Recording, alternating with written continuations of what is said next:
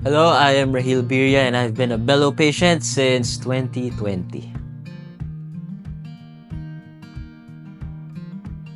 It started nga noong 2020. Sobrang nagbe-breakout yung face ko. Then I was lucky enough to be fixed by Bello. I mean, sinart nila ako with Vivace. Tapos, eventually, nag-advalite ako. Then, ayun, a few years later, nakikita nyo na yung difference.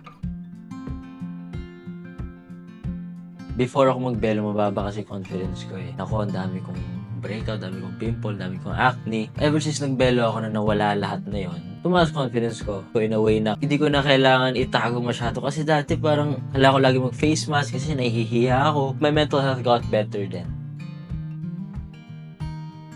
Yung pinakauna kong session was with Dr. Bello herself. Nag-Vivace kami nun. And then, pagkatapos nun, a few sessions later, nagkita ulit kami. I mean, siya na mismo nag-advalite sa akin. I was lucky enough na siya mismo gumawa kasi very busy siya eh. And sobrang na-appreciate ko yun kasi she took the time na gawin yun for me.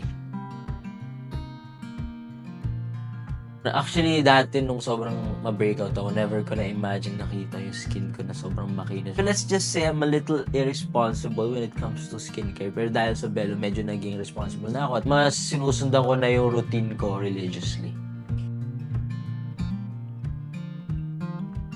Sobrang lala. Ang daming acne talaga eh. So, makikita nyo yung difference and I was so lucky kasi Bello's found me na I found Bello and dahil doon, kuminis talaga yung balat ko. It's not over and maayos pa yan. Dr. Bello and to the whole Bello Medical Group, happy 35th anniversary po sa inyo. Maraming salamat.